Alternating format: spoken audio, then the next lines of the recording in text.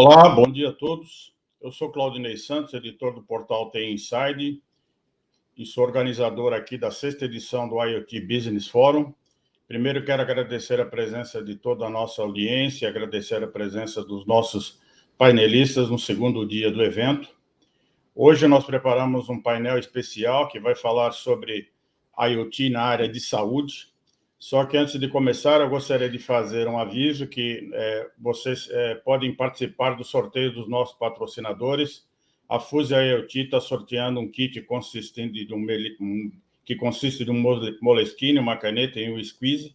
Então, quem desejar participar do sorteio é só entrar no stand da Fuse e participar do sorteio, fazendo opt-in lá no próprio stand.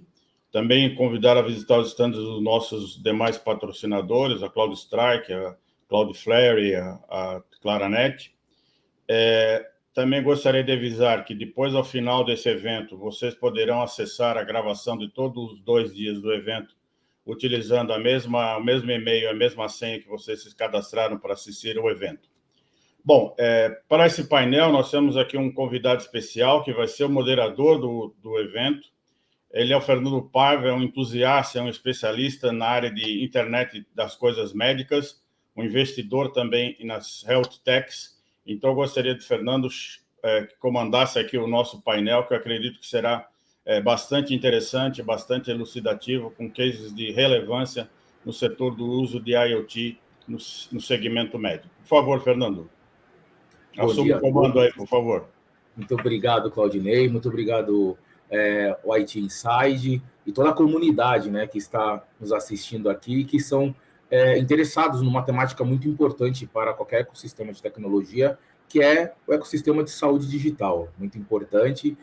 Estamos muito gratos de estar aqui e poder aqui trazer excelentes profissionais que estão há muitos anos desbravando aí os 7 mares da transformação digital, das tecnologias disruptivas, seja de infraestrutura física ou de infraestrutura lógica, seja de engenharia de software, engenharia de dados. Então, trouxemos hoje grandes personalidades que estão fazendo a diferença nesse ecossistema de saúde.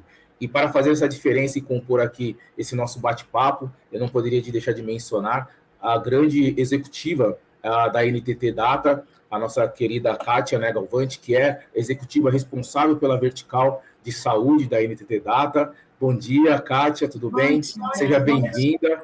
Gostaria que você falasse um pouquinho quem você é, e aí eu chamo os nossos outros integrantes. Bom dia, Fernando. Bom dia, Claudinei. Muito obrigada pelo convite para fazer parte desse evento.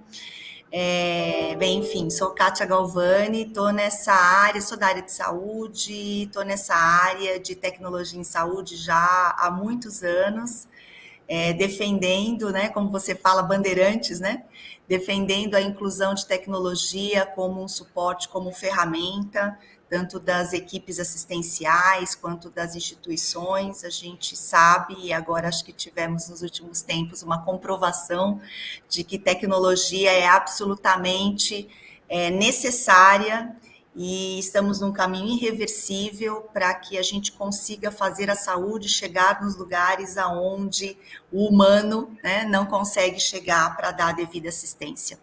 A NTT, enfim, é a 7ª maior empresa de tecnologia do mundo. Somos do grupo NTT Telecom e a NTT Data é a subdivisão que cuida de todo o ecossistema de tecnologia, que já hoje compõe 496 empresas desse conglomerado Tech Telecom.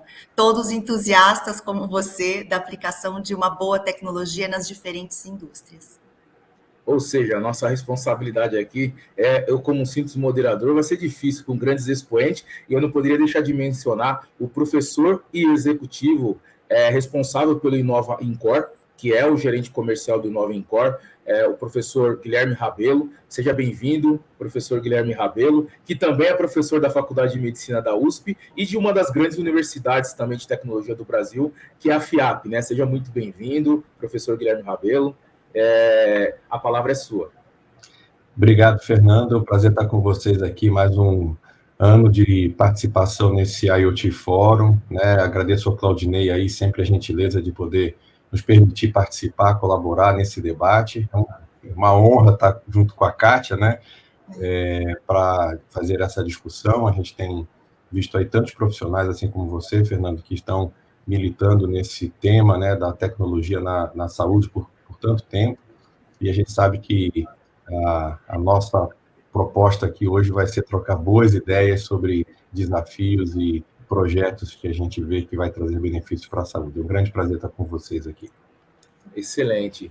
Eu costumo brincar um pouco que não existe internet das coisas médicas, né? Sem o equipamento, sem o medical device. Não existe internet das coisas médicas também sem a cloud, né? Então, nós não poderíamos deixar de trazer grandes expoentes também que estão fazendo a diferença aí com seus equipamentos, como indústria, né?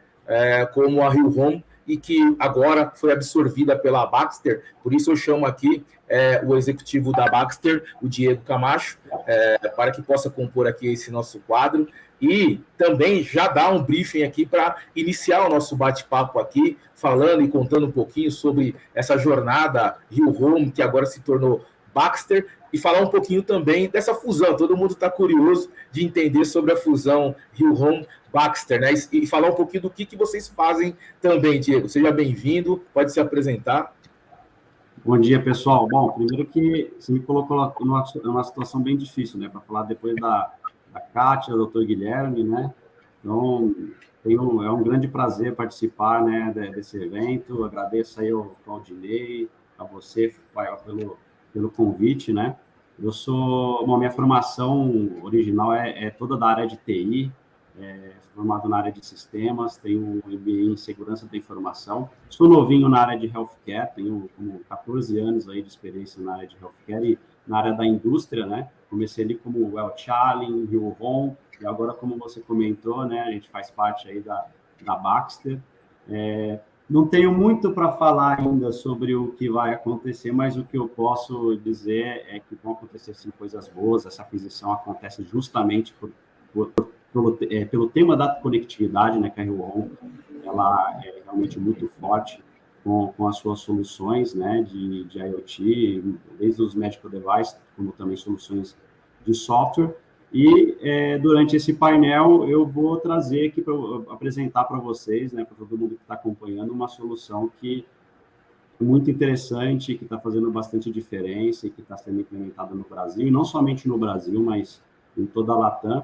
Inclusive, agora mesmo eu estou aqui na Colômbia, acompanhando a implementação desse projeto no hospital de bastante referência em Medellín, né? Então, eu tenho certeza que vai ser muito interessante para todo mundo. Então, muito obrigado, pessoal. Excelente, disse, para compartilhar aqui a sua apresentação, para falar um pouquinho da jornada.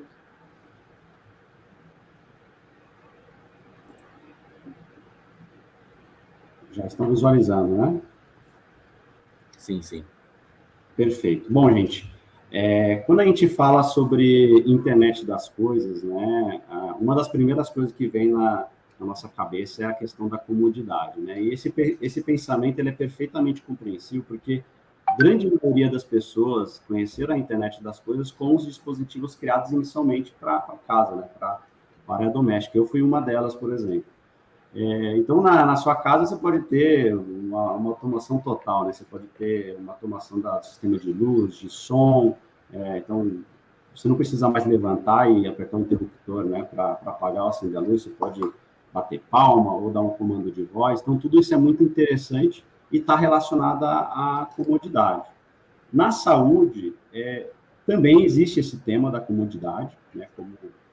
Com a IoT, a gente consegue facilitar muito a rotina dos profissionais na área da saúde, a gente consegue mais do que isso, né? A gente extrapola esse conceito de comodidade. Na verdade, a gente consegue, com as soluções de IoT, fazer coisas, né? Realizar tarefas que antes eram humanamente impossíveis, né? de se realizar, né? Então, a IoT, ela realmente veio para ajudar. E um dos grandes favorecidos, quando a IoT ela é bem implementada, quando a solução é bem escolhida, né, para resolver as dores ali dos hospitais, e eu falo muito, vocês vão me ver falando muito sobre hospitais, né, já que eu sou da área da indústria, mas um dos grandes favorecidos é justamente o paciente. E, claro, as equipes assistenciais. E hoje em dia tem muitas soluções saindo no mercado, né? Então, um trabalho que o hospital tem que ter é justamente olhar muito bem para essas soluções, entender quais são os problemas, né, que são desejáveis ali se resolver, e ali, dessa forma, escolher qual solução que vai te atender melhor. Bom, sem mais delongas, né, como eu mencionei para vocês, então vou apresentar para todos uma solução que se chama Conecta. É uma solução aí que tem um pouco mais de, vamos falar que está caminhando para dois anos, né? Existe uma equipe bastante grande aí na Rio Ron, composta de equipe clínica, técnica, para apoiar a demonstração, a implementação dessas soluções nos hospitais. A presença dessa solução está crescendo bastante em Latam, e é isso que eu venho apresentar para vocês hoje. Espero que vocês gostem. Bom, quais são os objetivos da solução Conecta? E aqui falando muito em alto nível, né? Os objetivos principais são melhorar cuidados com foco no paciente, empoderar médicos e equipes assistenciais com informações clínicas objetivas e oportunas, simplificar a gestão da deterioração clínica dos pacientes, automatizando os acionamentos e facilitar a colaboração entre as equipes assistenciais. Como que a gente faz isso com a solução Conecta, né? Nós temos os medical devices, que vocês vão conhecer um pouco mais à frente, vão conhecer toda a interação, mas a ideia é simplificar a rotina de captura de sinais vitais com aplicação de protocolos clínicos, e esses protocolos são diversos, aqui tem alguns exemplos, né? Protocolo MILS, MILS-2, PILS e outros protocolos, automatizar, então, a gestão de riscos, prover ferramentas de gestão, suporte de decisão e simplificar fluxos de trabalho. Essa parte de simplificação, eu queria até falar um pouquinho mais. Na IoT, né, e junto com as soluções de software, é muito importante a gente pensar na questão da simplicidade de como utilizar a solução, né? A solução ela tem que ser user-friendly, ela tem que ser fácil de implementar, porque senão a gente não tem um engajamento das equipes, né? E mesmo que a solução ela tenha uma ideia boa, se não houver esse engajamento, nenhuma solução vai para frente, né? E vou começar aqui apresentando para vocês, né, como parte da solução, como mencionei, existem os medical devices, muitos devem conhecer as camas inteligentes da Rio Ron, que já foram projetadas, já pensando na internet das coisas, né? E a gente consegue extrair muitas informações desses dispositivos, né? Aqui estão alguns exemplos, como a angulação da cabeceira, a altura da cama, peso do paciente, posição das grades, se as grades estão levantadas, se estão baixas, alarme de saída, se o alarme está acionado, ou se eu tenho um paciente, por exemplo, com risco de queda, ele começa a se movimentar, né? Então, antes que o paciente tente sair da cama, a gente já trabalha essa situação, né, com os alarmes, se o freio está acionado, uso de terapias, se está sendo utilizado ou se foi utilizado, e até uma parte ali bastante específica para ajudar as equipes de engenharia clínica dos hospitais, então recomendações, por exemplo, de manutenção preventiva, para que esses dispositivos não parem, né? Então a ideia é a gente agir de maneira preventiva e não mais reativa. Aqui estão os dados brutos, né? E depois a gente vai ver o que a gente consegue fazer, né, trabalhando essas informações. Outro dispositivo que é muito interessante, que eu gosto muito de apresentar, são os monitores de sinais vitais. Esse monitor que vocês estão vendo aí, por exemplo, ele é totalmente customizável. Ele foi projetado pensando, sim, na internet das coisas, né? Então, imagine você, por exemplo, um hospital que tem diferentes perfis de pacientes, que podem estar segregados ou não por áreas, né? Você não aplica o mesmo protocolo para todo paciente, né? Existem protocolos clínicos bem específicos.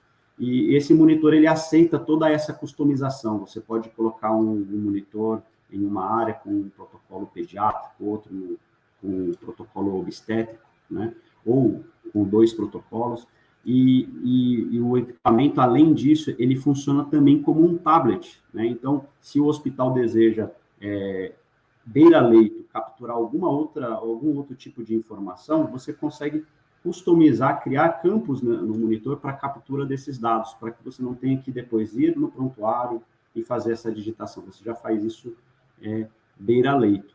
E o equipamento, né, a solução de software do equipamento, ele já trabalha essa customização e as saídas, as mensagens que são encaminhadas para os sistemas, que pode ser sistema de prontuário, ou aqui vocês vão conhecer o Conecta, né? Essas customizações, elas já são consideradas também nessa integração, de maneira automática.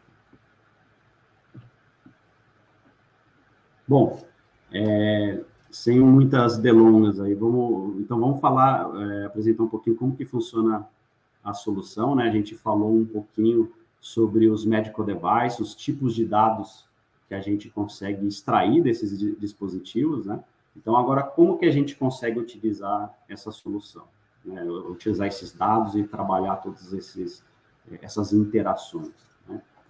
Para exemplificar bem isso daqui, eu acho que é interessante eu apresentar alguns cenários, né? Então, para a gente entender como que funcionaria essas interações aí entre medical device, entre soluções, e também com as equipes assistenciais, né? Deixa eu colocar aqui o pointer, que eu acho que facilitar um pouquinho a gente navegar. Ok. Bom, essa solução Conecta, eu acho que antes de apresentar o cenário, é importante mencionar que a gente tem aqui algumas soluções terceiras também, que fazem parte, né, dessa solução, e eu acho que é aí que entra a internet das coisas, nessa capacidade da gente extrair dados de equipamentos, mas também se conversar entre sistemas, né, independente de fornecedores. Fazendo isso, a gente só tem realmente a ganhar e trazer ainda mais benefícios, né? Então, primeiro cenário, vamos pensar num paciente que ele tenha um grau de deterioração clínica moderada, tá?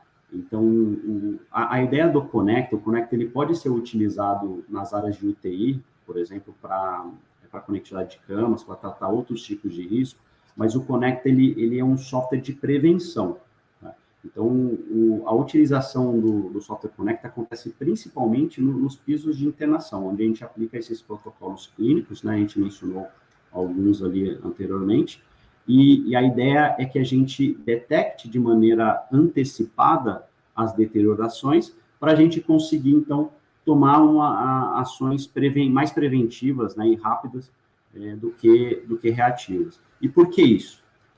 Os pacientes, isso é muito interessante no corpo humano, né? Antes de haver qualquer tipo antes de houver, por exemplo, um acionamento de código azul, o nosso corpo ele já começa a apresentar alguns sinais, certo? Que é o quê? Uma variaçãozinha variação, por exemplo, do valor de um parâmetro de temperatura, sistólica, uma diastólica e alguns outros pontos, né? Só que, às vezes, é muito difícil você detectar isso, né? A equipe de enfermagem tem vários pacientes ali para cuidar e, às vezes, as variações não são grandes, né? Então, a ideia é automatizar tudo isso. Então, quando a gente detecta isso de maneira precoce, a gente consegue ser mais vigilante com o paciente, então, ajustar intervalos de aferição de sinais vitais, ou até mesmo já antecipar alguns acionamentos, por exemplo, chamar uma equipe de resposta rápida, né? Ou antecipar o encaminhamento de um paciente para UTI, para que ele tenha um acompanhamento ainda mais forte, né, mais específico, e dessa forma a tendência é que o paciente ele tenha uma melhora muito mais rápida, né, uma estadia na UTI mais curta, ou que nem seja necessário realmente um encaminhamento para a de UTI. Então, o Conecta ele atua nessa área da prevenção. Então, primeiro cenário, paciente com essa deterioração moderada, né? Então, através dos monitores de sinais vitais, a equipe de enfermagem se encaminha até o quarto do paciente, realiza a identificação ali do paciente, realiza a aferição dos sinais vitais, complementa ali as informações relacionadas ao protocolo que vai ser aplicado para esse paciente, e essa informação, no momento que a equipe de enfermagem pressiona no botão guardar, essa informação é encaminhada via Wi-Fi para a solução Conecta. Conecta já também encaminha isso para o sistema de prontuário, então a equipe economiza muito tempo, né, porque não é necessário realizar toda essa transcrição de dados no sistema de prontuário, isso faz muita diferença. Mas o mais importante é que o Conecta analisa essa informação e analisa essa deterioração, como que o paciente está em relação às medições anteriores. Se houver alguma necessidade, por exemplo, de uma ação mais específica, o Conecta ele já vai mostrar isso no próprio painel. Esse painel ele fica disponível em cada uma das áreas dos hospitais, por onde a equipe assistencial acompanha como estão os pacientes, né?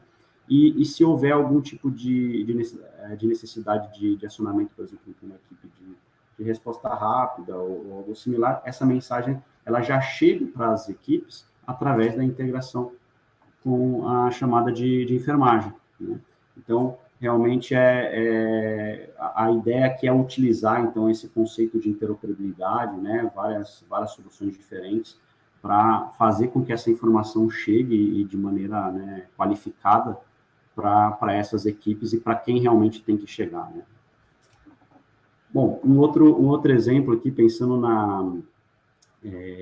na conectividade de camas, e pensando nessa interação entre a parte de sinais vitais e camas, uma outra possibilidade desse monitor seria aplicar alguns protocolos bastante específicos, como, por exemplo, o protocolo de análise de risco de queda. Então, existem alguns protocolos Morse e outros. Você consegue aplicar esses protocolos diretamente no monitor. Então, um paciente que não tinha um risco de queda, com essa aferição dos sinais vitais, mais as informações complementares, Conecta recebe essa informação, avalia esses dados e conclui, olha, agora esse paciente sim tem um risco de queda. Então, o próprio Conecta já ajusta esse risco do paciente na solução, pode encaminhar essa informação para o sistema de prontuário, e mais do que isso, agora é importante a gente olhar um outro dispositivo, que é a cama, né? Então, meu paciente tem risco de queda, então deixa eu ver como que estão os parâmetros da cama em relação ao risco de queda. Então, se o paciente, se a cama não está na posição mais baixa, se o freio não está acionado, ou as grades não estão levantadas, né, tudo isso é um risco para um paciente que tem um risco de queda. Então, havendo uma não conformidade desses parâmetros, essa informação ela já aparece também no painel, aparece ali a recomendação para a equipe assistencial de fazer os ajustes naqueles parâmetros, porque agora aquele paciente tem um risco de queda. Então, é bastante interessante o que a gente consegue fazer, né, com esses diferentes dados, diferentes dispositivos, e essa interação que a gente consegue concluir, consegue criar, né? E o paciente que já tem um risco de queda e eventualmente ali o alarme de saída da cama está acionado, quando o paciente ele se movimenta, esse alarme também chega no painel e a gente, ao mesmo tempo, já pode acionar a equipe assistencial, né, a equipe que estiver ali mais próximo, avisando ali na tela do próprio equipamento mobile ali da chamada de enfermagem que existe um paciente naquele quarto, naquele momento que começou a se movimentar e é um paciente com risco de queda. Então, dessa forma, a gente consegue tomar uma ação bastante rápida, né, e evitando maiores problemas, né, com esses pacientes. Bom, essa interação o principal que eu queria mostrar para vocês, mas existem outros componentes da solução também, como, por exemplo, os dashboards, os relatórios, que são bastante importantes, estão baseados em tudo isso que a gente falou, né? Os relatórios, dashboards, eles apresentam informações bastante importantes para as equipes, para os gestores dos hospitais, né, em relação à aderência de protocolos, como que está sendo a adesão da própria tecnologia. Você consegue fazer ali comparativos entre áreas e diversas outras análises. eu esqueci de comentar um ponto importante que é para o controle do doutor, né? O doutor, ele, de forma remota, ele, através da solução mobile, ele consegue acompanhar todo o histórico ali do seu paciente, né? Então, como que foi a última aferição de sinais vitais, as anteriores, e se acontece, por exemplo, alguma coisa, algum tema específico, né? Por exemplo, uma deterioração um pouco mais alta, ele tem as notificações no seu próprio celular. E ele consegue interagir com os painéis do Conecta de maneira remota através desse celular, mesmo que esteja fora do hospital. Então, se ele tem uma preocupação específica com um paciente, ele consegue, por exemplo, ajustar um intervalo de aferição de sinais vitais, né? Uma aferição que estaria programada para daqui a 4 horas, por uma preocupação de pessoa, ele pode ajustar para daqui a 1 hora, e isso de forma remota, e essa informação vai se refletir ali também no painel da equipe assistencial.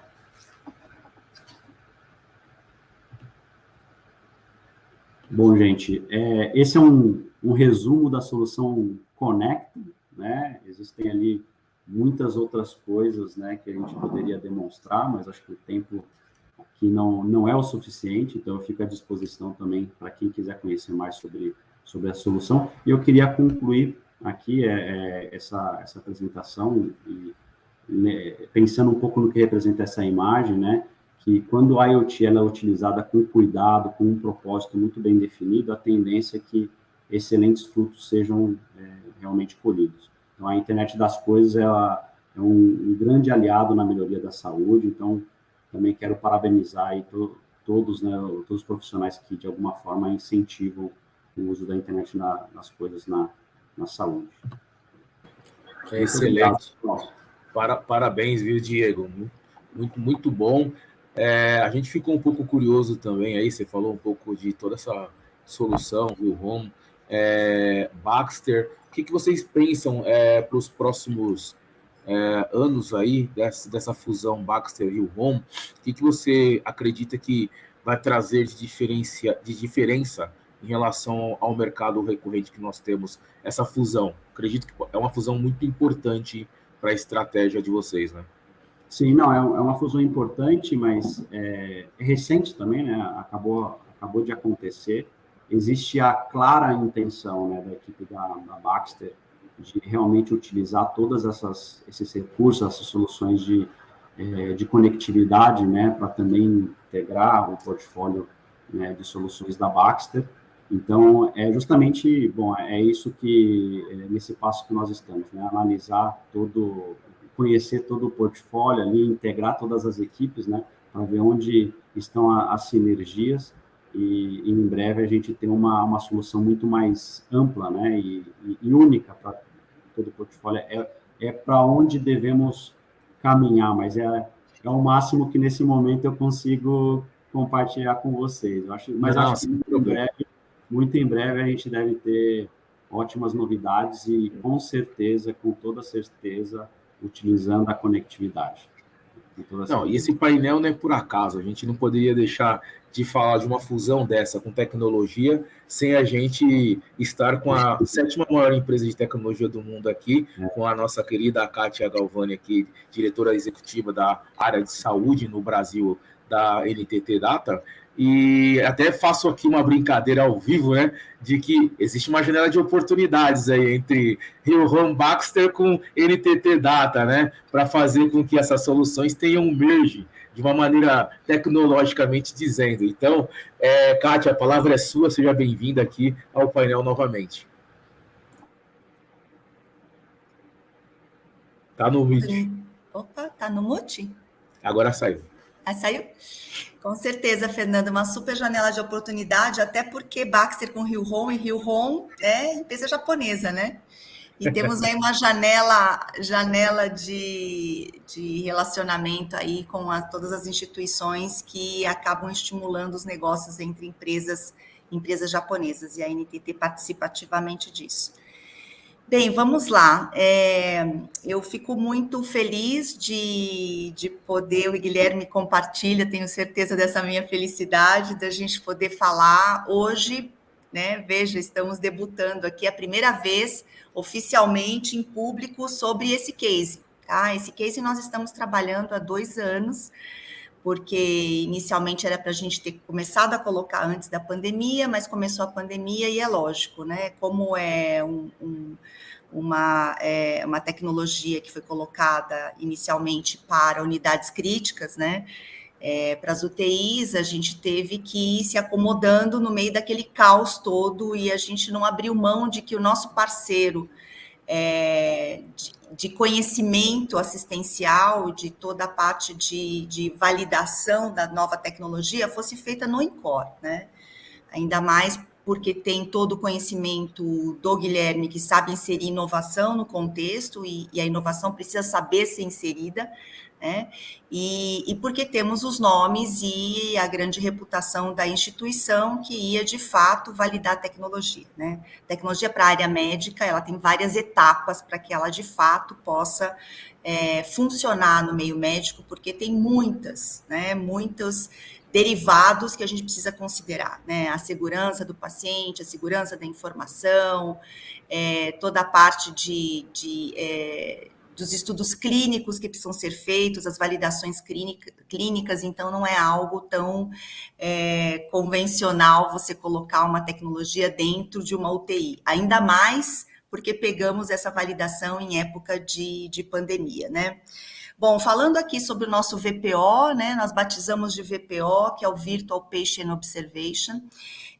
Isso começou com uma provocação da NTT Disruption, que é uma subdivisão da NTT, como eu falei para vocês, tem uma série, é um ecossistema de tecnologia, e nós tivemos uma provocação porque havia um processador de alta velocidade que havia sido testado em outras indústrias com muito êxito, e fizeram a provocação, em especial aqui para o Brasil, felizmente, de onde nós colocaríamos esse processador de alta velocidade, né?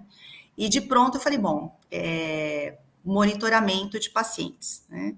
É claro que a gente precisa tomar uma série de cuidados que a gente vai ver aqui ao longo da apresentação dessa prova de conceito e dessa tecnologia, mas é por isso que nossa equipe, né, que é uma equipe bastante híbrida, nós temos todos os tipos, além de todos os skills de tecnologia, engenharia de sistemas, temos os skills da área médica, né, para que isso, juntamente com o INCOR, isso pudesse ser adequadamente validado, mas inicialmente começou com uma necessidade de uma velocidade alta em termos de processamento de imagens. Pode passar, por gentileza. Obrigada. Bom, aqui só para falar um pouco da parceria, então nós temos aqui a NTT Disruption, né, que é a empresa de inovação do grupo, onde todas as tecnologias exponenciais são desenvolvidas para o mercado e é testado primeiro dentro da própria NTT, antes de sair para o mercado propriamente dito, e a NTT Data faz parte da NTT Group, como eu disse para vocês. Aqui nós já subimos uma no ranking, Fernando, já estamos como, esse ano a gente já está como a 6ª maior empresa de tecnologia. Até ano passado eu falava 7ª, eu estou gostando disso, cada ano a gente está subindo um degrau, aí isso nos enche de orgulho, né? E juntamente com o Inova INCOR, né, que, enfim, nos colocou e nos deu essa possibilidade de colocar a tecnologia e testá-las. O objetivo era, obviamente, ter uma solução que atendesse a equipe assistencial, os médicos, as enfermeiras, de uma forma que a gente não queria mais uma tecnologia, mais um apito no ouvido deles, mais uma coisa para eles lidarem no dia a dia, porque o objetivo é o paciente. Tudo aquilo que não for para quitar trabalho desnecessário, né, para que eles possam estar focados naquilo que é o core da atividade, não faz sentido. Então, isso tem que ser testado no mundo real. Pode mudar, por gentileza. Eu não sei se eu posso mudar daqui para não ter que ficar pedindo, mas ok, vamos lá. Obrigada. Bem, qual que era o cenário, né? O cenário é exatamente monitoramento contínuo de pacientes, né? Crucial para assegurar aí a recuperação dos padrões de segurança e qualidade, né, principalmente em UTI, que a gente tem uma premência de atuação ali. Nós temos que as horas de enfermeiro, elas são super utilizadas, e a gente sabe que é um recurso escasso, e a gente sabe que não pode ter um enfermeiro para cada leito, né? Nós temos aí um alto grau de atenção e dedicação das horas da equipe, né? São pacientes críticos, né? Então, sabemos o quanto ineficiente, né, pode ser a questão de ter, às vezes, uma tecnologia que não seja muito assertiva, ou de, naquele momento X do paciente, não estar ali o recurso assistencial, a enfermeira, o médico. Então, a gente queria, de fato, que fosse uma tecnologia colaborativa nesse sentido, né? Principalmente no que diz respeito, isso iniciou com a questão da queda do paciente. A gente vai falar um pouquinho mais para frente. Mas a gente falou, puxa, vamos monitorar a queda. E a gente percebeu que isso ia além, porque hoje os hospitais estão tão preparados para monitorar a queda, e às vezes você vê uma queda no ano, né? Às vezes 2 quedas no ano, mas, lógico, é risco. A gente não quer nem a uma, nem as 2. Mas a questão era, puxa, essa tecnologia, além das quedas, isso pode monitorar outros eventos, né? Então, quais são os outros eventos que podem ser monitorados nesse sentido? Então, foi um pouquinho isso que a gente foi trabalhando para chegar aí às conclusões que a gente vai compartilhar com vocês, né? E esses eventos, a gente começou a imaginar quais são os eventos que têm um alto impacto, impacto negativo, tanto para a saúde do paciente, quanto para a gestão do tempo e da efetividade das equipes assistenciais, assim como, obviamente, o impacto em custos, né? Porque qualquer um desses eventos acaba aumentando o tempo de permanência do paciente, e, enfim, e obviamente acaba sendo um risco, né? Nós sabemos que hoje em dia há já todos os dados levantados, que há pelo menos de 700 mil a 1 milhão de quedas de pacientes, de internados por ano nos Estados Unidos. Apesar da gente ter trabalhado muito esse índice, é um dos índices de qualidade que é monitorado dentro do hospital, ainda existem as quedas. Por isso é que o impulso inicial foi por conta de trabalhar a questão das quedas, né? Então, aqui a gente colocou alguns números para que vocês só entendam um pouquinho qual era o contexto, né? Isso acaba trazendo 6,3 dias de incremento ali na internação. A gente tem ali um incremento de custo, ali trazendo um parâmetro de Estados Unidos, mas isso nos motivou bastante a trabalhar a questão das quedas, até porque isso acaba acarretando outras lesões muito mais graves, né? Quando a gente percebeu que isso poderia ser trabalhado além das quedas, nós fomos entender junto à equipe assistencial do INCOR, que foi, assim, de extrema importância para nos levantar aqui. Quando você está numa UTI, às vezes você entra no período, né, que você vai acordando o paciente, vou usar termos aqui, porque nós não estamos falando num congresso, né? Então, você vai acordando o paciente e você vai diminuindo o grau de inconsciência dele. Quando ele entra nessa semiconsciência, qual é o primeiro estímulo que ele tem? Extubar, né? O primeiro estímulo é tirar o tubo ou tirar a sonda. Então, isto acaba acarretando também, né, um impacto num aumento do tempo de permanência, em agravamento do estado do paciente e também impacto em custo, né? Então, a gente fala, puxa vida, esses movimentos também podem ser monitorados via câmera, que é o que a gente colocou para acessar esse monitoramento dentro das unidades críticas. Pode passar, por gentileza. Bem, aqui um pouquinho de cenário, só trouxe para vocês um pouquinho da aplicação das soluções tecnológicas aí, que tem apoiado o enfrentamento do desafio, né, de poder melhorar a qualidade da assistência. As abordagens que a gente tem percebido no mercado são abordagens muito dependentes da presença do enfermeiro para monitorar o paciente. Por isso é que a gente, através das câmeras, pôde usar uma tecnologia que pudesse ajudar o enfermeiro, e não uma tecnologia que tivesse que estar na mão do enfermeiro, né? E esse foi uma grande sacada que o Guilherme trouxe já no início, né, do estudo. Ele falou, Kátia, nós pensamos essa tecnologia juntos, a gente se sente meio pai e mãe do VPO, né? O Guilherme falou, Kátia, a gente tem que empoderar a equipe de enfermagem, né? A gente tem que facilitar um pouco o trabalho deles, porque, de fato, a gente não pode colocar mais uma tecnologia complexa na mão deles para que eles tenham que lidar com algo a mais além do paciente, né? E eu acho que isso foi uma sacada muito legal e que trouxe para a gente algo importante para a gente agregar aqui nos IFs desse estudo. Pode passar, por gentileza.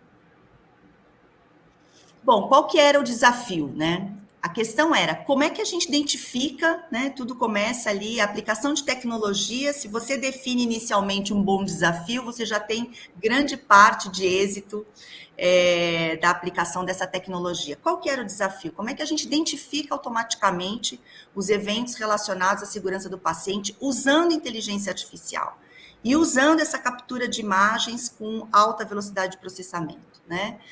E isso tudo durante a permanência hospitalar. A gente queria trabalhar exatamente ali no olho do furacão, né, no momento crítico ali.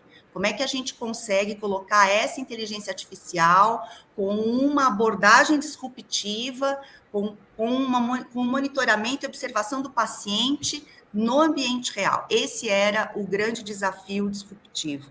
Pode passar, por gentileza. Bom, e aí nasce o nosso VPO, né, que existe a parte da observação do paciente, que oferece esse monitoramento contínuo 24/7 dos pacientes, de forma anônima, tá? Então, ou seja, a gente não arquiva imagens de paciente, eu prefiro que depois isso o Guilherme comente. A gente analisa esses dados provenientes dos sensores, também são dados anonimizados, o que nos interessa é capturar os indicadores, né? E esses sensores e essas câmeras são instaladas nos leitos, que são acionados esses alertas necessários sempre que há um evento de risco, né? E esses alertas têm o seu grau de risco, que eu vou colocar um pouquinho mais para frente. O paciente ali é o centro, né? Ou seja, a gente vai ter os olhos permanentes ali para a segurança do paciente. Essa solução é centrada no paciente, que pode apoiar proativamente o enfermeiro, se ele estiver consciente, né? E a equipe médica, claro, e as instituições de saúde. Qual é o método? O método é aplicar inteligência artificial e análise de vídeo em tempo real, e visão computacional para otimizar o esforço de todos da equipe assistencial, que é um pouquinho que eu já comentei com vocês. Mas aqui são os blocos que acabaram funcionando como as premissas para essa tecnologia. Pode passar, por gentileza. Bom, qual que é a proposta de valor aqui da prova de conceito? Nós temos diferentes níveis, né, do risco desses alertas. Então, existe um alerta que é um alerta normal, né? Pode ser, o paciente está colocando o braço para fora da cama, o paciente está colocando perna para fora da cama, o paciente está levando a mão em direção ao rosto. Isso leva a um alarme de cor verde, por exemplo. Nós temos um alarme que seria o warning, que é algo mais dentro das categorias que a gente estabeleceu, que é algo entre o normal e o risco já iminente, que nos deixa mais alerta e que já pede a presença da enfermeira, e temos o alarme, que é já o evento de risco acontecendo, né? Isso tem, enfim, este ciclo, né? O paciente é monitorado esse 24/7 que eu comentei. Nessa monitoração, essa solução analisa a informação através das câmeras, né? Essas câmeras, como eu coloquei, capturam imagem anonimizadas, né? Então, a partir do momento da captura dessas imagens com alta velocidade de processamento, são gerados os alarmes para que dentro dos eventos que a gente estabeleceu, ele tenha e cumpra essa grade de riscos. E se há uma situação de risco mais eminente, ele, além de identificar o alarme em todas as telas ali do sistema de gestão da própria unidade de cuidado intensivo, ele manda uma notificação para o device móvel, né? Que pode ser um tablet, que pode ser um telefone, enfim, aí o que a instituição estiver trabalhando, né? Então, é um pouco este o ciclo, de forma bastante resumida, mas, enfim, é simples. A hora que a gente olha, fala, nossa, que simples, né? É colocar a câmera, capturar a imagem, só que atrás, né, atrás disso existem milhares e milhares de horas, porque eu não posso criar esse database filmando o paciente, né? Então, por trás disso existem milhares de horas de filmagem em estúdios, com atores, na presença de médicos, na presença de equipes assistenciais, aonde a gente tentou ali materializar o mais real possível, né? Nessas filmagens, as situações de risco, para que a máquina pudesse, o software pudesse ser treinado e a inteligência artificial utilizada a serviço dessa detecção das situações de risco. Pode passar, por gentileza. Bom, essa foi a prova de conceito, com esses desafios que foi treinar a tecnologia VPO, né, identificando esses comportamentos de risco, para a gente antecipar a ocorrência. A gente queria, mais do que avisar que está acontecendo, é a gente antecipar. A gente, inclusive, colocou algumas coisas bem interessantes, porque isso foi sendo o input de toda a capacidade técnica que tem o INCOR. Quer dizer, se a enfermeira entra num leito e ela percebe que tem ali uma situação de risco bastante séria e ela precisa de ajuda, né? Então, ela levanta a mão e o alarme também avisa que ela precisa de auxílio na cama tal ou no leito tal. Isso também acaba otimizando e potencializando aquilo que o Guilherme colocou inicialmente como proposta. Vamos empoderar a equipe de enfermagem, né?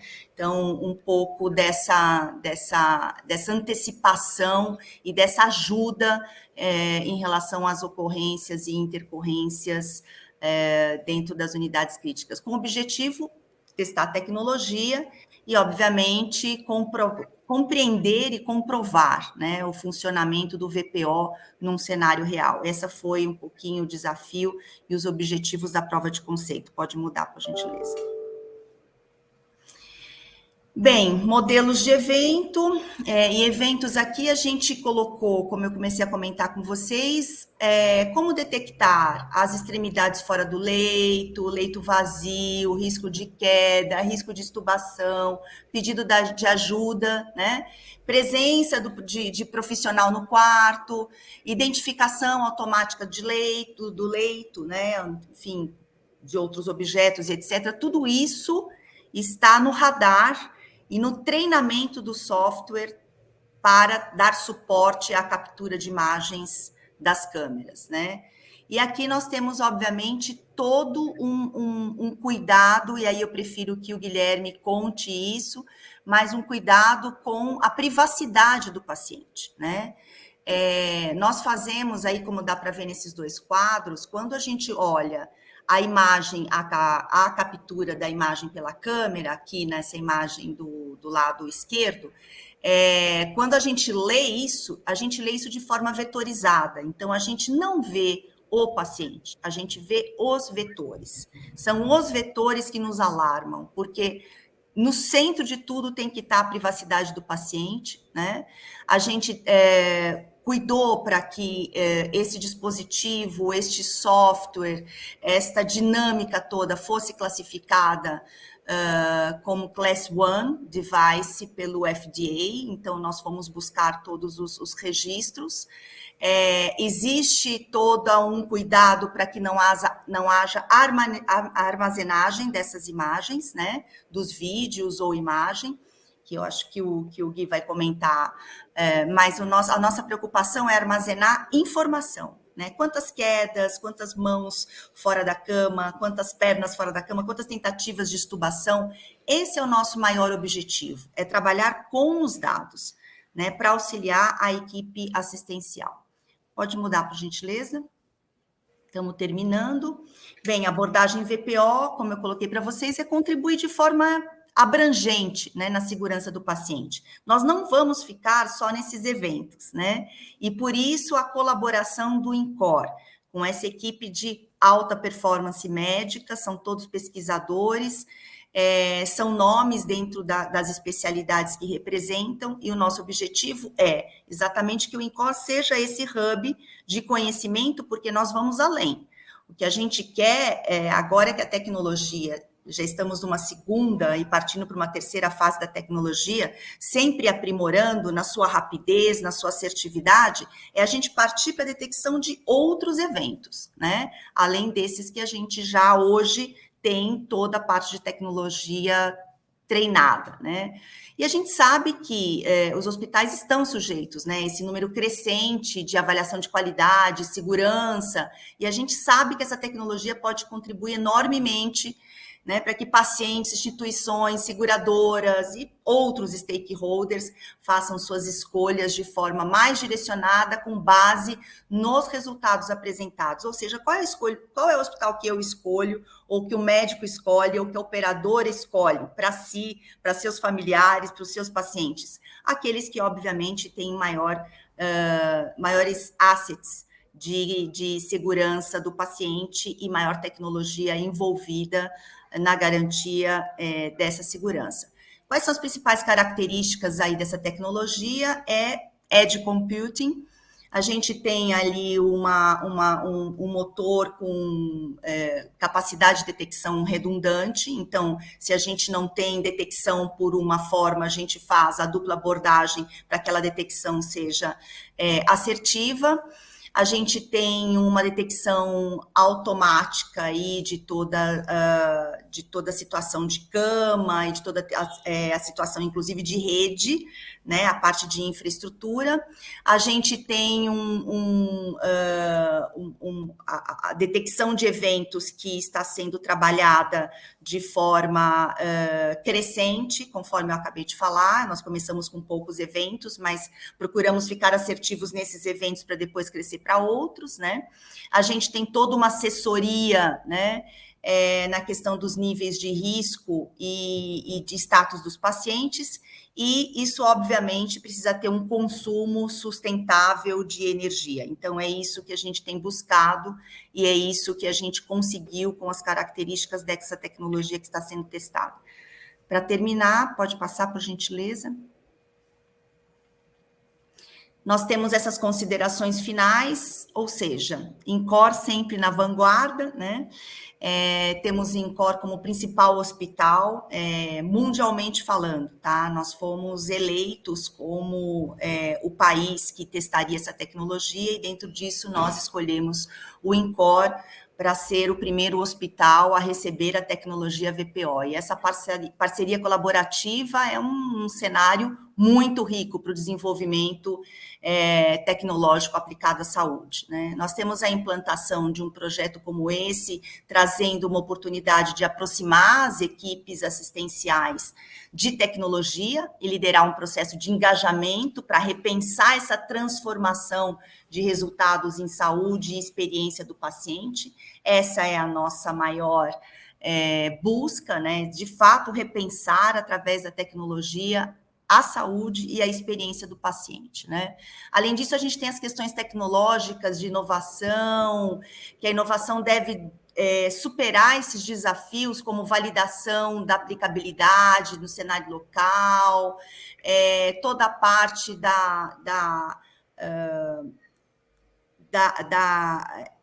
do entendimento dessa abordagem digital, como é que a gente trabalha isso, como é que a gente trabalha um modelo de negócio aplicável, como é que a gente trabalha a inserção disso no contexto do hospital. Tudo isso, óbvio, que faz parte das próximas etapas que a gente está construindo junto ao INCOR. O que a gente quer é superar esses desafios, impulsionar os benefícios que são trazidos para todo o ecossistema com essa nova tecnologia, e a gente viu ali a equipe toda trabalhando proativamente para cooperar com esse processo, e agora a gente está com toda a parte de regulamentação, Anvisa e etc., né? O software, enfim, o tipo de classificação a gente até já comentou, que é um Class 1, de acordo com o FDA. Pode passar. E aqui é um pouco dos benefícios que eu já falei, né? um pouquinho só para deixar registrado aí para vocês, mas a gente tem benefícios para as enfermeiras, a gente tem otimização ali da rotina, do dia a dia, a gente tem esses alarmes preditivos, a gente tem o incremento das estratégias de segurança e qualidade, a gente tem toda a questão dos pacientes de que se sentem mais seguros, porque além da equipe assistencial, estão ali sendo monitorados, e uma vez que é esclarecido para pacientes e seus familiares da questão da sigilosidade, etc., isso os deixa ainda mais tranquilos. A gente tem todo um apoio aos líderes das unidades, aos gestores dos hospitais e, obviamente, resultado para o negócio, porque a hora que você coloca uma tecnologia, né, colaborativa desta forma, que vai impedir que se aumente o tempo de permanência do paciente numa unidade crítica, você tem impacto em qualidade, você tem impacto em infecção hospitalar, você tem impacto em iatrogenia, você tem impacto em custo, você tem impacto numa série de outros indicadores. Então, tem resultado para o negócio, tem resultado para o gestor do hospital, para os líderes das unidades, enfim. Aí eu vou ficar aqui porque eu sou entusiasta da tecnologia, como eu disse, nós somos quase pai e mãe aqui dessa prova de conceito e dessa nova abordagem para a utilização de captura de imagens e monitoramento. Eu vou passar o bastão para o Gui, porque ele, mais do que ninguém, sabe como foi isso dentro do hospital, né? Apesar aí da minha experiência em área de saúde, o meu papel foi acompanhar a tecnologia com o meu time, né? Pelo lado de NTT Data e NTT Disruption. Agora, todo o trabalho interno de fazer isso possível ficou com o Gui, né, Gui? Excelente, viu? Parabéns pelo case, achei espetacular, super importante e relevante diante de um cenário que nós estamos ainda vivenciando, não de pós-pandemia, ainda de pandemia, né? Muito se fala de pós-pandemia, mas de pandemia. Um dado que me deixou realmente assim impressionado, Catinha, foi realmente a quantidade de extubação, porque pensando em combate que nós estamos vivenciando no cenário de pandemia, que você tem milhões de pacientes em ventilação mecânica, eu acho que essa solução de vocês ela é fundamental para qualquer tipo de hospital e perfil de hospital, né? Super necessário. Parabéns realmente pelo case. Todos que estão nos ouvindo, eu recomendo. Também gostaria de trazer alguns números super importantes que as pessoas não imaginam, que esse ecossistema de internet das coisas médicas, ele desde o ano de 2020, ele vem atingindo, assim, proporções economicamente, financeiramente dizendo, estratosféricas. Para vocês terem uma ideia, no ano de 2020, atingiu aproximadamente 40 bilhões de dólares a movimentação que esse mercado de internet das coisas médicas acabou realizando no ano de 2020. Já em 2021, teve um arrefecimento que foi em torno de 30 bilhões de dólares por vários fatores, porque estavam ainda fazendo o arrefecimento do que aconteceu em 2020, né? E existe uma perspectiva, segundo o Gartner, de que em 2028 vai ser atingido aproximadamente 187 bilhões de dólares, ou seja, internet das coisas médicas não é uma tendência, ela é uma realidade premente, e por isso eu gostaria de passar aqui o bastão para o professor Guilherme Rabelo, porque até para entender para os nossos ouvintes que estão aqui, Guilherme, nós tivemos uma pergunta aqui da Anatel, na figura do Marcelo Praça, né, sobre o AMI, né? Todo mundo quer saber se os dispositivos médicos, eles têm, como que é a conectividade dos dispositivos médicos, toda a parte um pouco mais física e lógica dos dispositivos médicos, e aí eu gostaria, Rabelo, de você fazer todo esse complemento em relação à fala que a Kátia trouxe para nós, né, e aí também somar com a percepção da indústria, né, junto com o Diego sobre o AMI. Bom, pessoal, bom dia a todos, é um prazer estar aqui no fórum e podendo falar com vocês, né, depois dessas duas excelentes apresentações do Diego, né, da querida Kátia, que mostram como que a indústria, na questão tecnológica da saúde, de fato, está buscando se deparar com os desafios, né, que a gente traz. e tentar trazer soluções não só inteligentes, mas efetivas, né? Não basta ser bonito e sexy o negócio, tem que funcionar, né? Tem que dar retorno. Então, acho que esse é um aspecto importante. Nessa questão aqui que veio, Fernando, eu acho que é bem interessante essa posição aqui. A pergunta foi do Marcelo Praça, né, lá da Anatel, sobre a questão das interferências eletromagnéticas e como é que isso se dá no ambiente de saúde. Eu achei muito interessante a pergunta e depois dela eu vou engatar dentro de alguns comentários já do que o Diego e a Kátia falaram, né? Existe aquilo, Marcelo, que nós sabemos que é o mundo ideal e o mundo real. O ideal seria a gente poder usar tecnologias que tenham zero de interferência, zero de risco para o paciente, zero de tudo, né?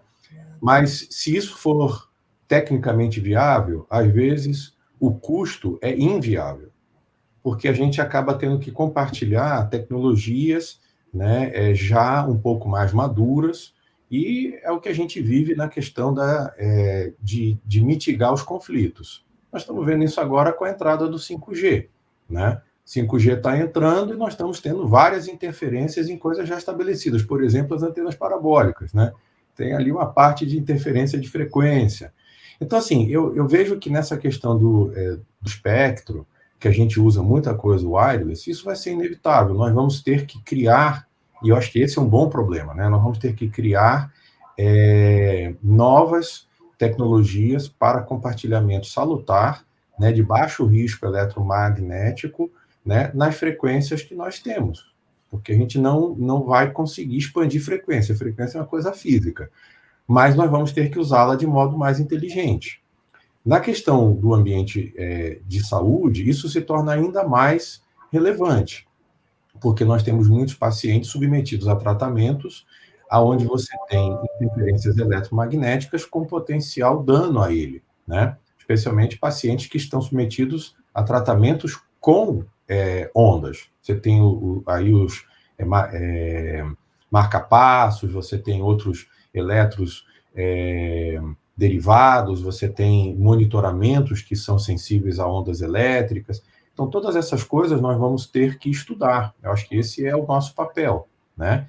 Nós podemos antecipar, mas nós não podemos prevenir tudo, né? Eu acho que isso vai ser um papel importante. E aí, reforço, aí, Fernando, a enorme vantagem de termos ambientes como o do INCOR, do HC de São Paulo e outros, né, Campinas e outros centros, que vão colaborar com a indústria, como a Hill Baxter, como a NTT Data, ou seja, onde a gente vai buscar, né, os desafios em ambientes reais, né? Então, acho que esse é um aspecto. Mas que esse problema existe. O que a gente não sabe medir hoje é o quanto essa interferência ou essa interação ela é de risco ao paciente ou simplesmente é uma situação de ser indesejada. A gente pode, às vezes, achar que isso não é desejável, mas ele não é de risco. A gente mitiga esse risco tentando harmonizar isso. Então, essa seria a minha visão, né? A gente precisa continuar, e o papel da Anatel, talvez como outras agências reguladoras, né, mais do que regular, num primeiro momento, é se debruçar sobre o assunto com a gente. O pior passo seria eles tentarem regular sem entender o que estão regulando, né? Acho que a gente tem que trazê-los para perto, vermos o assunto de perto, ter diversos focos, pontos de vista, né, sobre o assunto, e aí sim, eu acho que talvez com muitas cabeças pensantes, a gente pode talvez ver como fazer uma regulação do assunto que não seja inibidora do crescimento, mas ela seja protetora do usuário. Eu acho que esse aí seria um aspecto muito importante. Falando brevemente aqui, Fernando, se me permite, eu queria primeiro elogiar, né, a apresentação aí do Diego na questão da visão da Hill Baxter, né? Eu felizmente tenho acompanhado de perto a Baxter em vários projetos no INCOR. Fico feliz agora de ver que as duas estão juntando forças, né? Já fiquei vislumbrando aqui na minha cabeça, Diego, um monte de coisa. Estava já nervoso, porque as ideias já vieram, né? E já me falaram muito do senhor da Baxter, viu? Assim, e o problema, Fernando, que eles usaram um nome que, para mim, é um estímulo, né? Conecta, e eu já fiquei aqui conectando as coisas na cabeça, né? Mas eu acho que é muito pertinente a gente trazer essa visão de como esse IoT na saúde e tal, ele está trazendo um papel disruptivo para a gente, né? Porque a gente tem diferentes níveis. Eu acho que o que o Diego falou com o Conecta e tal nós temos a necessidade de automatizar diversos processos para os quais as máquinas precisam falar de modo inteligente entre si, né? Então, essa conexão, e você mesmo, Fernando, tem acompanhado, né, viu alguns projetos lá, pena que o Cleiton não está aqui, ou seja, nós estamos olhando como fazer estas máquinas que demandam da operação humana, hoje, muito esforço. Elas não são máquinas inteligentes, elas são máquinas, às vezes, com potencial de inteligência, mas muitas vezes elas não trabalham a nosso favor, infelizmente. Elas trabalham em detrimento do tempo escasso que o profissional da saúde tem. Então, nós temos muito trabalho de integrar as informações manualmente. Mas esses trabalhos que a gente está notando de integração e de trazer essa automação, elas são muito salutares, inclusive para a saúde do profissional, que vai ter menos burnout para fazer transcrição, integração, somatização de informação, processamento de dados. Ele vai se concentrar na intervenção, naquilo que é o principal do cuidado do paciente. Então, eu aqui deixo o meu elogio, quero conhecer mais de perto os sistemas do Conecta e tal, acho que isso é uma coisa muito boa. Mas o caso aqui com a Kátia, né, e com a NTT foi uma coisa, eu poderia dizer, num outro patamar. A gente passou de um processo de automação que é importante, que a gente poderia dizer que é a primeira camada de entrada, né, do IoT para dentro dos ambientes, onde você agrega, para a camada de inteligência efetiva, que eu poderia chamar de interação homem-máquina. O VPO, ele não é simplesmente uma automação. O VPO é uma sinergia de trabalho. É outro nível. Porque falar de inteligência artificial só para a máquina, a gente dá uma forçada na barra. Porque a máquina já é uma inteligência artificial por natureza. Ela pode ser burra ou ela pode ser um pouco mais esperta. Depende do algoritmo que você cria. Mas quando você necessita interagir a máquina com o ser humano, sem que você demande do ser humano falar a linguagem da máquina, nós levamos o nosso patamar de desafio para um outro nível.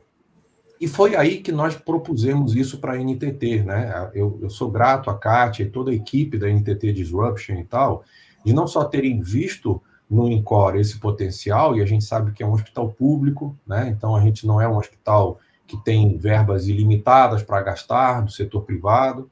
Nós também temos desafios no setor de saúde, ou seja, nós estamos fazendo o VPO não na nossa ala privada, nós estamos dentro de um ambiente SUS. Isto também foi um outro desafio que a Kátia bravamente lutou, né, para explicar para os japoneses, né? Então, isso é uma coisa difícil, a gente sabe como é complexo. E dentro de um cenário de pandemia, que criou dificuldades, certamente, porque as coisas foram mais lentas, porque nós tínhamos uma competição de um outro problema para ser resolvido, que era a própria pandemia. E ainda estamos nele. Mas, por outro lado, ele foi muito oportuno, porque a gente vislumbrou que o VPO, essa observação, ele, na verdade, é muito relevante para um ambiente de missão crítica, onde os nossos recursos humanos estão drenados. E a gente não tem contratação e não tem demanda suprida automaticamente de gente, em especial de gente treinada para esses momentos, né? Então, isso foi uma discussão muito grande com a Kátia, né, Kátia? Ou seja, como é que a gente traria um sistema que, ao invés de sobrecarregar o profissional, especialmente a enfermagem, ele, na verdade, seria visto como um auxílio. Então, esse enfoque da tecnologia, Fernando, Diego, Kátia, eu acho que, para nós, é de súbita importância, né? E ele faz toda a diferença na proposta de valor. Porque, senão, a gente está agregando custo, somente agregando tecnologia. Então, a gente tem que mostrar o valor disto para a operação, para o gestor. Então, esse foi um desafio. A segunda foi o convencimento que a gente tinha que ter para as próprias equipes, né? Porque eles já são resistentes, pessoal. O pessoal já é resistente porque tudo é visto como mais sobrecarga de trabalho, né? Um sistema a mais, um monitoramento a mais. Então, assim, já é uma predisposição contrária a você pôr mais coisa lá dentro, né? Então, eu acho que todo o trabalho nosso de convencimento, né, de inclusão deles no design e tal, foi importante, porque não era uma solução fechada, a gente não estava com ela pronta. Pelo contrário, a gente tinha que desenvolver algumas coisas nesse cenário de limitações que o desenvolvedor geralmente gosta, né? Ah, vamos filmar, vamos fazer, e tal. O cara sentado lá programando, ele gosta de ter tudo à disposição. E a gente falou, não, nós temos premissas muito importantes. E foi, assim, discussões calorosas, né? Questão da privacidade, gravar o vídeo, temos leis que hoje impedem, temos a necessidade do paciente não se sentir ainda mais fragilizado se ele estiver consciente, do familiar que dá autorização não sentir que o paciente ficou exposto desnecessariamente. Então, toda essa questão, que parece às vezes frívola, quando você olha só na programação, ela é nevrálgica quando a gente está vendendo soluções para um ambiente extremamente delicado. Então, isso é algo fundamental para nós, né? E que ele trouxe um atraso num determinado momento do desenvolvimento, porque nós tivemos que reforçar a importância. E aí foi aonde a gente teve os avanços bons, a questão da vetorização, a questão da computação no edge computing, ou seja, a gente tem muita coisa feita à beira-leito, a gente ter que mudar algumas tecnologias na implantação, a integração com a equipe para eles entenderem o que o sistema estava vendo, porque os olhos deles não viam vetores, eles não entendiam isso, né? E, por último, só para pontuar aqui, para abrir para a discussão, foi o próprio convencimento do projeto, Fernando, do ponto de nível, assim, do comitê de ética. Essa foi a briga que a Kátia acompanhou a gente lá. Nós não tínhamos referência, pessoal, para vocês entenderem, nós não tínhamos um projeto de referência no HC que utilizasse este perfil de inteligência artificial e que pudesse ser validado para observarmos os pacientes com a tranquilidade que o comitê de ética daria para a pesquisa clínica. Não existia simplesmente. Foram tantas questões que eles nos devolveram, do termo de consentimento, ao fluxo de aprovação, à integração da equipe, a como o sistema seria feito, ao monitoramento do dado. Tudo isso que a Kátia maravilhosamente expôs. Pessoal, isso foi um parto pela boca, entendeu? O negócio foi muito complexo. Eu sei como é. Saiu o resultado. Nós ganhamos da comissão de ética e do processo interno da CAPEPESC, né, que é necessária, depois de todo o design, a aprovação, e tem um parágrafo que eu amo de paixão lá, porque ele disse assim: reconhecemos este projeto como puramente da inovação. Eles escreverem isto como dizendo que este é o primeiro projeto de inteligência artificial, homem-máquina, puramente de inovação, por si só, ele já é uma conquista dentro de um ambiente como o HC. Não, então, excelente. Esse a sumarização, entendeu, Fernando? Quero aqui deixar o espaço para as perguntas e tal, assim. Fazer inovação em coisas simples é bom, é bacana, é legal, é necessário. Mas fazer este tipo de inovação disruptiva, de fato, né, que tem o benefício focado no paciente, com segurança, com inteligência e, sobretudo, com agregação de valor à cadeia da assistência, isto exige muito esforço da gente, paciência e tempo, e, sobretudo, dinheiro. E eu acho que aí é onde a gente nota quem, de fato, tem compromisso com a transformação, como a gente viu com a NTT Data, a quem nós somos gratos e estamos em frente para ver as outras coisas, e quem, de fato, quer um quick win. Ele quer uma vitória bonita para fazer um post no LinkedIn. Amigo, este tipo de inovação a gente não está fazendo mais. Entendeu? Então, eu acho que a gente realmente está mudando o nosso barramento para ver o que, de fato, vale a pena a gente gastar o nosso esforço, que é limitado, os recursos, e aquilo que a gente entende que vai agregar valor à saúde. Estou à disposição. Professor, eu acho que... Me delongar, é que eu realmente sou uma pessoa bastante animada com esse case. Não, a sua percepção e a sua observação é super pertinente e muito importante, porque eu sempre gosto de falar da etimologia das palavras. Na etimologia das palavras, quando você fala inova e corta barra ação, para inovar tem que ser algo que realmente não existia. E aí você tem que ter uma ação. E aí, parabéns por todo o time, tanto do INCOR, né, quanto da NTT Data mais uma vez, porque você trouxe NTT Data uma proposta de valor extremamente inovadora que não existia no ecossistema de saúde do Brasil e que também dentro da estrutura da NTT Data não existia. Isso é inovador. Porque inovar dentro do que já existe, como bem foi colocado aqui pelo professor Guilherme, para depois você fazer uma postagem não somente nas mídias sociais corriqueiras aí do dia a dia, mas falar que inovou em algo que já existia, é fácil. Agora você trazer algo totalmente disruptivo, né? Exponencial, e que você teve um esforço hercúleo, que só a NTT Data sabe o esforço junto com a equipe do INCOR teve na ação, na atitude, no dia a dia, na validação, porque nós que somos oriundos de tecnologia da informação, nós sabemos que quando você entra em processo de teste, né, pode acontecer de tudo, pode aparecer de tudo para que a solução ela esteja factível no processo de usabilidade da experiência do paciente, da experiência até do médico e de toda a equipe multidisciplinar. Muito importante, eu realmente parabenizo todos vocês, e é uma pergunta muito recorrente em vários fóruns, todo mundo quer saber um pouco sobre cibersegurança, sobre LGPD, e aí é uma pergunta que eu vou direcionar para todos vocês de maneira geral, e até para que de uma maneira professoral, professor Guilherme, a gente explique para todos que LGPD é uma coisa, cibersegurança é outra.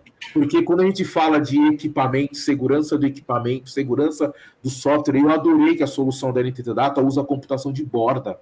Poucas pessoas estão falando de computação de borda. Nós estamos agora na era de conectividade 5G, que também faz essa salada mista aqui de tudo que nós estamos conversando. Qual que é a percepção de vocês sobre cibersegurança, LGPD, a importância de tudo isso dentro dessa engenharia que nós temos, seja de computação de borda, cloud e equipamento? Bom, eu posso fazer aqui o início só para fazer um pontapé bem rápido, né? Eu vejo muito simplesmente duas coisas, né? A LGPD, ela é um princípio. A LGPD, ela trata a informação como um princípio de privacidade e segurança, né? A privacidade do dado como sendo algo que você tem que proteger, né? Você deve lidar com isso com responsabilidade. Então, quando a gente fala de LGPD, nós estamos falando sobre ética, sobre comportamento, sobre a maneira como você lida com a informação de outro, né? Então, claro que isso se transforma em ações práticas, né? Então, mas a LGPD, sobretudo, ela fala de ética. A LGPD é como a gente efetivamente se comporta a partir do momento que eu tenho acesso a uma informação. Essa é a minha visão simplista. A parte da segurança, da cibersegurança, é a implementação de ferramentas para que você dê garantia de que as informações elas possam ser obtidas, trafegadas e armazenadas com o zelo necessário ao que você propõe fazer dentro do manuseio do dado. Ou seja, eu não posso ter ética no manuseio se a primeira coisa que eu faço é não ter mecanismos de processar a informação e lidar com a informação de forma responsável. As informações estão ali muito fragilizadas no processo. Então, você tem discurso e você não tem prática. Então, eu acho que eles são as duas faces da mesma moeda. Uma em que você enxerga de uma maneira adequada a informação, e outra é como você manipula, processa, armazena, é como você operacionaliza essa informação. Aí entra a questão da cibersegurança, proteção e tal. E elas se casam. E é isso que eu acho que a gente vê com a indústria, né? Muitas vezes o usuário está preocupado com a LGPD na prática e a indústria está preocupada em como ele pode entregar ferramentas para que isso aconteça na vida real. Exato. Sim, Kátia. aqui tem uma pergunta aqui do Fulvio, até que eu estava olhando, né, perguntando se a nossa tecnologia e, enfim, este serviço que está sendo todo trabalhado aí em parceria com o INCOR, porque tem uma tecnologia e, como o Guilherme falou, aqui tem uma interação homem-máquina, né? Então, assim, a gente está falando de um serviço, né? Esse serviço, ele está seguindo a nova lei de proteção dos dados? Sim, totalmente. A gente olha isso antes, né? Então, o que é que a gente tem que seguir? Quais são as novas leis? E outra, o que mais ainda muitas vezes nos cerceia é que a gente não pode seguir só a lei Brasil, porque isso aqui é uma solução global. A gente teve o investimento da matriz, tanto da NTT Disruption nos Estados Unidos, quanto da matriz no Japão, para fazer no Brasil, em função até do tamanho da nossa operação aqui. Hoje a gente tem a segunda maior operação de saúde, está aqui no Brasil.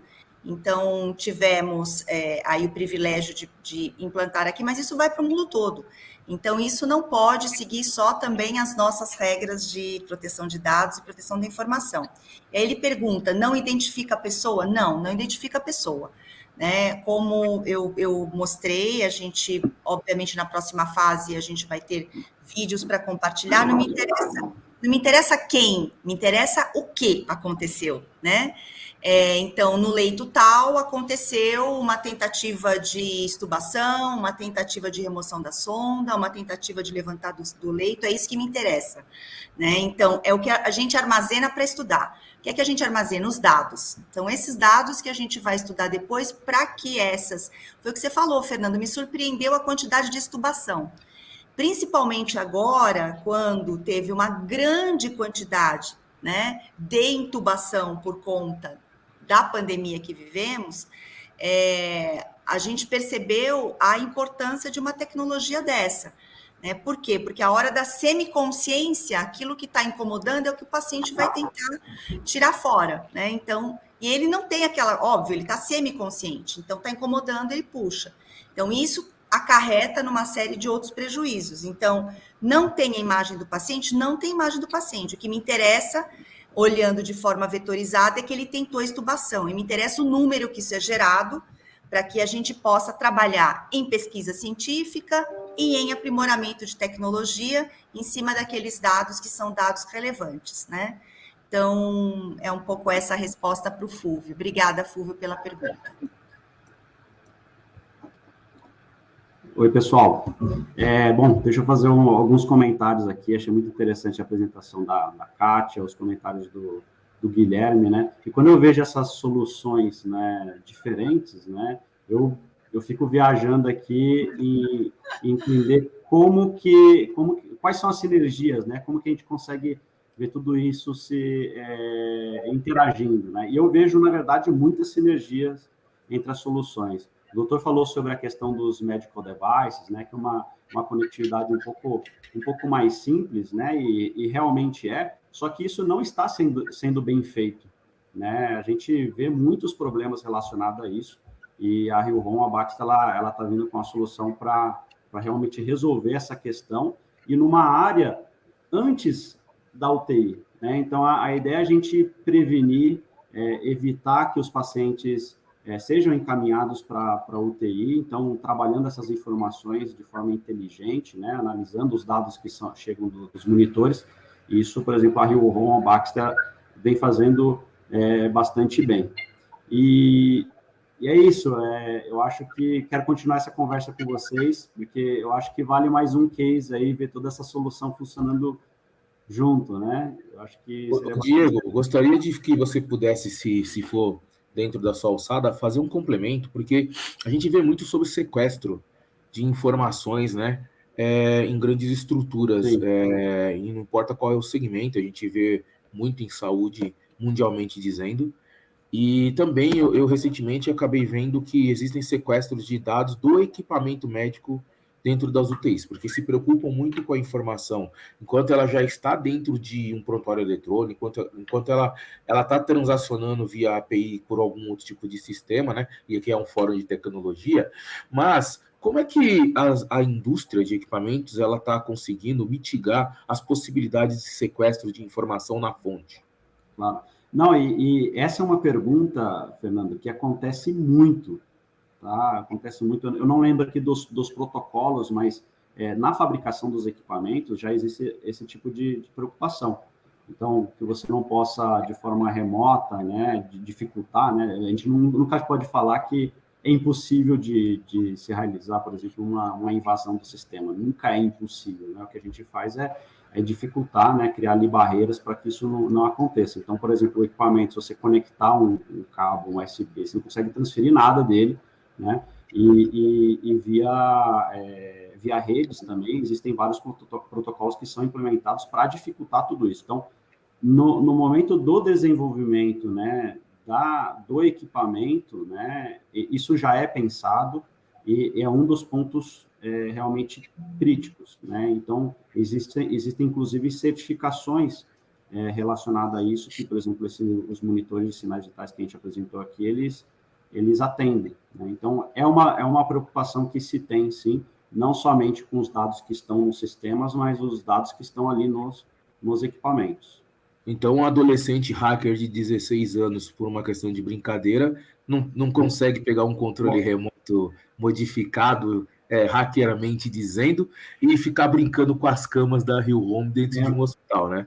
Isso vai ser muito difícil. Lógico, eu, por exemplo, não conheço, né, como que isso é feito em outros fabricantes, né? Eu acredito que todos os fabricantes estejam se preocupando com essa questão, mas realmente com os produtos da Rio, existe essa preocupação muito forte, existem departamentos para cuidar desse tipo de questão.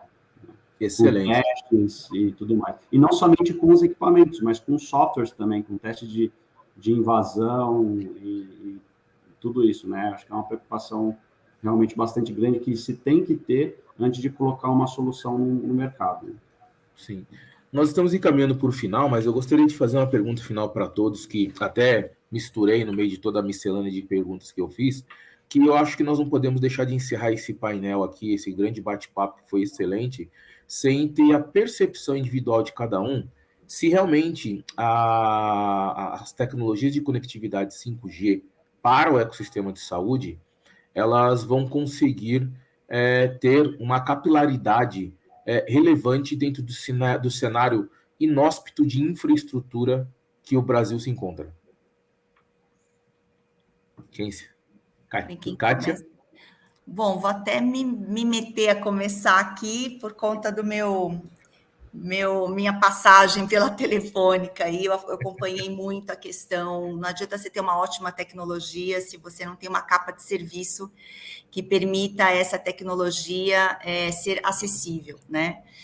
Então, a capa de serviço de telecomunicação tem que andar junto com a tecnologia. E, nesse sentido, 5G vem para possibilitar, sim, um acesso mais democratizado à tecnologia. Já não teve nenhuma nem duas situações que a gente desenhou uma tecnologia, aí na minha época de Telefônica, que a gente desenhou uma excelente tecnologia, só que essa tecnologia, ela não era possível, né, de estar em todos os lugares ou ser acessível a todas as pessoas, ou muitas vezes a gente projetava para um hospital, o hospital tinha zona de sombra, aí a gente fazia dupla abordagem, aí a dupla abordagem também não resolvia, aí a gente tinha que trabalhar via satélite.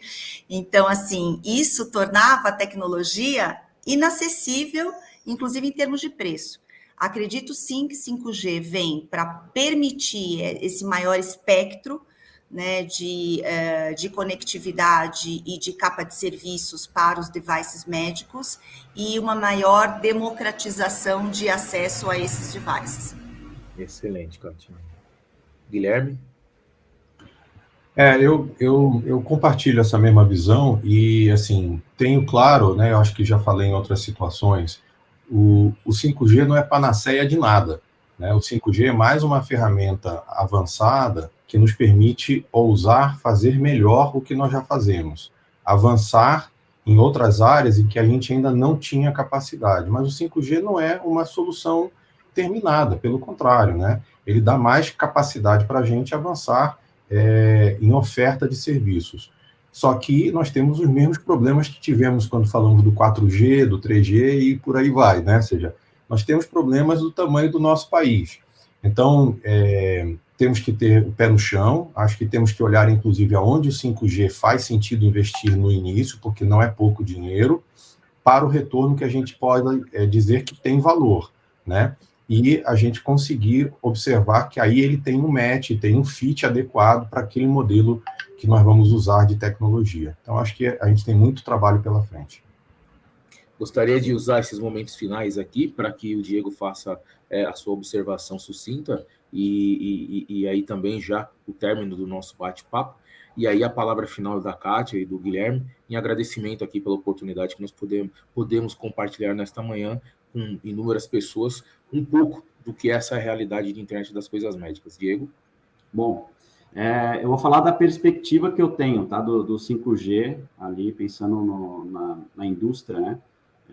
Eu acho que vai ser muito importante para a gente avançar, né, com a implementação de muitas soluções. A gente vem, recentemente nós tivemos uma conversa com uma equipe da China também sobre essa solução. Então, a solução tá ganhando continentes aí. E uma coisa muito importante que eles compartilharam, que os hospitais ali, muitos, não tem mais rede Wi-Fi. É tudo 5G. Então, aquilo para mim foi incrível, né? E eu acho que a partir do momento que a gente tiver isso muito maduro no Brasil, a gente com certeza vai conseguir usufruir, né? E facilitar as implementações de algumas soluções, né? Hoje a gente se esbarra muito com a questão de infraestrutura. Então, o 5G vai ajudar muito, muito, muito com essa questão. Então, obrigado. Obrigado, Diego. Kátia, final?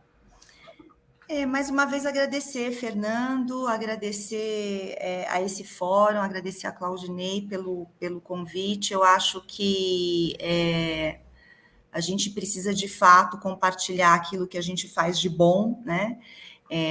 Principalmente as tecnologias que a gente percebe que tem um impacto importante na saúde. Aqui estamos para isso, né? Para fazer a nossa diferença, para trabalhar trazendo um impacto para a saúde. Enfim, temos todos nós aqui já que estamos há um tempo aqui trabalhando na saúde, nós temos o nosso propósito maior, e assim, esse canal de divulgação, assim como outros, né? Mas canais de divulgação incríveis, né? Aqueles que têm credibilidade, aqueles que são respeitados no mercado, nos ajudam a construir melhor essa tecnologia, porque essa tecnologia ela não foi feita para depois ficar encerrada num trabalho de pesquisa ou dentro ali daquilo que foi feito dentro do INCOR, não. Isso aqui a gente quer exatamente seguir nessa segunda etapa, que a gente espera que no próximo evento do próximo ano a gente esteja aqui contando a próxima etapa desse trabalho, já com muitos resultados e com muitos indicadores, né? Porque acho que a gente caminhou muito considerando um cenário de pandemia, como disse o Guilherme. A gente espera aqui estar contando a segunda etapa e levando isso para muitos hospitais, né? E evitando muita iatrogenia, evitando muito risco iminente, predizendo muitos riscos. Esse o nosso maior objetivo, né? Tecnologia tem que ter, quando a gente lança uma tecnologia, quando a gente põe uma tecnologia, a primeira pergunta, principalmente eu que tenho meu DNA de saúde, eu olho assim, para quê? Né? Porque se é mais uma parafernália, não, para quê? E isso vai facilitar o quê? Né? Isso vai melhorar o que? A saúde. Então, acho que a gente saber qual é o objetivo, a gente saber que pergunta a gente responde com aquela tecnologia e qual é o impacto positivo que traz para a saúde, é a nossa maior, é o nosso maior objetivo. Então, agradeço aqui o evento, a oportunidade da divulgação de primeira mão, né? Viemos aqui eu e o Guilherme hoje falar de primeira mão, a gente nunca levou isso ainda a público, porque a gente estava fechando as primeiras conclusões do trabalho para poder levar, e a gente trouxe aqui com muita satisfação e com muito orgulho, porque, como o Guilherme disse, não foi um trabalho fácil, e inovar é para os fortes, né? Inovar é para os fortes e os persistentes, porque existe toda uma roda do dia a dia e que a gente tem que fazer rodar e, paralelamente, tocar com muita persistência aquilo que a gente acredita como inovação. Então, obrigada pelo evento e obrigada pela oportunidade. Guilherme. Bom, agradecer ao Claudinei, né? A gente já tem uma parceria de longo tempo, né, Claudinei, aí trazendo essas inovações, provocações, né? Tá aqui conversando. Também. Nós temos o Fórum de Saúde Digital, que a gente já faz há mais de 10 anos, então. Como diz a Kátia, inovativa, ser pioneira são para os fortes e resilientes. Exatamente, né? Com algum grau de falta de lucidez, né? Porque a gente insiste, às vezes, em alguma coisa, né? De loucura. De loucura, né? Eu vejo, assim, muito positiva, realmente foi um momento bom estar com vocês aqui, trazer essa visão, né, com a Kátia, né? O trabalho está sendo ótimo, uma parceria, pessoa excelente, que é a Kátia aí, a equipe dela toda, né? Claudinha, Rafa, pessoal, assim, Gustavo, todo mundo que teve o apoio. E a gente olhar que nós temos muito a fazer. Eu acho que a mensagem é essa, Fernando. O ambiente da saúde tem muito por fazer, né? E nós temos, em qualquer canto que a gente olhar, num hospital, numa área de atendimento, nós temos pessoas com necessidade que nós continuemos trilhando esse caminho da criação e da inovação. Então, eu acho que nós temos uma missão aí a cumprir e é nosso papel fazer as provocações certas. Eu acho que o fórum aqui também traz isso para nós pensarmos. Muito obrigado, Claudinei, obrigado, Fernando, prazer, Diego, estar contigo aqui no... E Kátia, beijinho. A minha fala final eu tive a oportunidade de rodar mais de 3.800 hospitais, público, privado e filantrópico nível Brasil, nos últimos 5 anos, presencialmente. E tudo que a Kátia trouxe aqui, tanto o Guilherme e o Diego, para mim, cada vez mais acredito que não existe não somente uma janela de oportunidades e um oceano azul de oportunidades, mas, sobretudo, uma oportunidade de sensibilização e engajamento para evangelizar todo o ecossistema de saúde sobre o grau de importância de que dados salvam vidas e de que esses tipos de soluções só vão fazer com que o sistema de saúde brasileiro, público, privado e filantrópico, seja extremamente disruptivo em qualquer cenário do mundo. E a minha palavra final aqui para encerrar é gratidão ao Claudinei, que estamos aí muitos anos também juntos, também participei inúmeras vezes do Fórum Saúde Digital, e dizer que invistam, acreditem de que a saúde brasileira ela tem um padrão de excelência internacional. Bom, eu que agradeço a participação de todos vocês. Infelizmente, nós tínhamos previsto aqui a participação do Dr. Reison. Ele trabalha em UTI, teve uma emergência, então, infelizmente, não pôde participar. Então, mais uma vez, eu agradeço a participação de todos vocês. Nós vamos agora fazer um intervalo e já voltamos para o próximo painel. Obrigado, pessoal. Um abraço, fiquem com Deus. Tchau.